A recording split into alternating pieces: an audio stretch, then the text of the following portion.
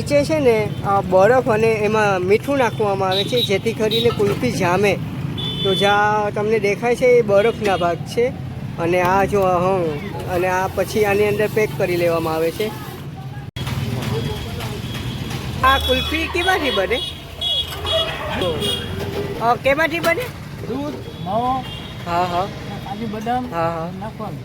Okay. તો કેટલા વર્ષથી આ છે શોપ તમારી? ઓહ 45 વર્ષથી.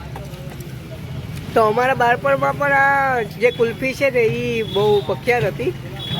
તો આજે જોઈ ઘણા સમય પછી તો આવી રીતે એમાં રાખી રહ્યા છે.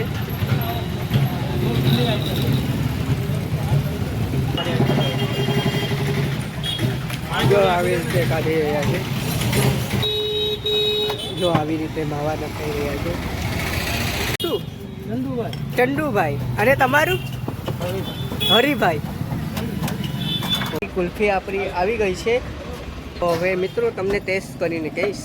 અને આ કુલ્ફીની અંદર દૂધ અને એની જે આમાં દ્રાક્ષ ને એ બધી માવા મિલાવેલા છે. તો ટેસ્ટ કરી રહ્યો છું.